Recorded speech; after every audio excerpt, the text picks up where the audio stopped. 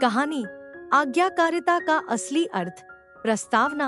आज्ञाकारिता, ये शब्द बहुत सरल लगता है ना? लेकिन जीवन में इसका मतलब हर किसी के लिए अलग हो सकता है। कोई इसे डर मानता है, कोई गुलामी। मगर असली आज्ञाकारिता क्या होती है? और क्या ये हमारी आत्मा को कमजोर बनाती है या मजबूत? चलिए एक छोटी सी पर गहरी कहानी से समझते हैं।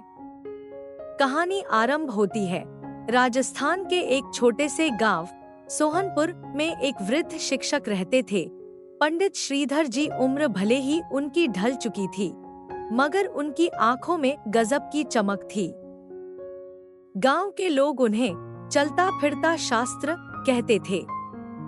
उनके शिष्य गांव-गांव में फैले हुए थे, पर एक लड़का था, अरविंद, जिसे आज्ञाकारिता से सख्त नफरत थी।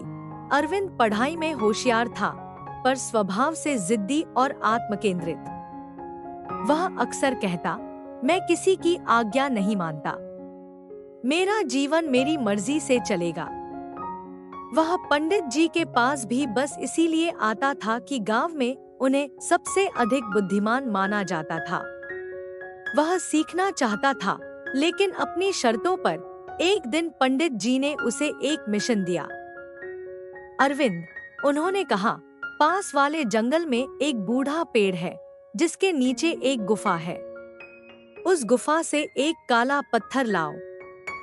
मगर ध्यान रहे, गुफा के बाहर जो भी लिखा होगा, पहले उसे ध्यान से पढ़ना। अरविंद ने मुस्कुराकर कहा, इतनी छोटी सी बात? आप मुझे आसान काम मत दीजिए, मैं कठिनाई में पनपता हूँ। पंडित जी ने बस इतना ही कहा, यदि तुमने आज्ञा मान ली, तो जीवन का सबसे बड़ा रहस्य मिल जाएगा। अरविंद चल पड़ा। जब वह गुफा के पास पहुंचा, तो बाहर एक लकड़ी की तख्ती पर लिखा था, जो भीतर जाएगा, वह वही पाएगा जो वह भीतर ले गया है। अरविंद मुस्कुराया, अरे, ये तो बस शब्दों का खेल है। मैं बुद्धिमान हूँ, मुझे इससे क्या डर? और वह गुफा में घुस गया। भीतर गहरा अंधकार था।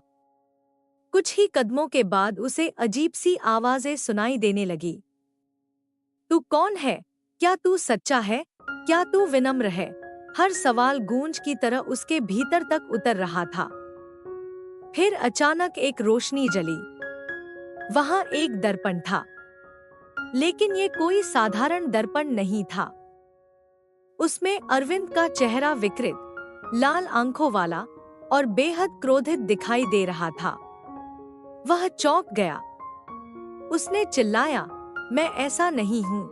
लेकिन दर्पण बोला, जो तुमने भीतर लाया है, वही तुम्हें दिखा रहा हूँ। वह भागा। पूरा जंगल उसके मन की उलझनों से भरा लग रहा था। गांव लौटकर वह पंडित जी के चरणों में गिर पड़ा। गुरुजी, मुझे क्षमा कीजिए, मैंने आपकी बात सुनी नहीं। मैं स्वयं को सबसे बड़ा मानता रहा, लेकिन आज उस गुफा ने मुझे सच्चा चेहरा दिखा दिया। पंडित जी मुस्कुराए। बेटा, आज्ञाकारिता गुलामी नहीं है। यह तो उस अहंकार की चादर को उतार फेंकने का एक मार्ग है, जो हमें अपनी आत्मा से दूर कर देती है। जब तू मेरा कहा मानने से डर रहा था, तब तू वास्तव में अपने भीतर की विनम्रता से भाग रहा था। गुफा का वो पत्थर, वो कोई साधारण पत्थर नहीं था। वह आत्मा का प्रतीक है, काला, क्योंकि वह अब तक अज्ञानता और अहंकार से ढका था। और उसे तब तक नहीं पाया जा सकता, जब तक हम आज्ञाकारिता, नम्रता और आत्मविश्लेषण से अपने भीतर उतरे नहीं।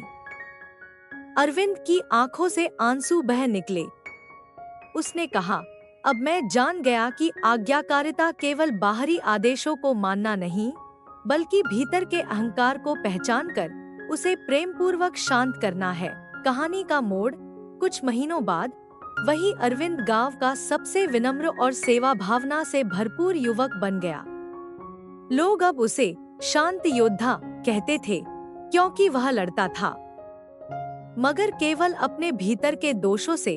उसने खुद गुफा के बाहर एक नया वाक्य जोड़ दिया, आज्ञा वही सच्ची होती है जो आत्मा को अपने वास्तविक स्वरूप की ओर ले जाए।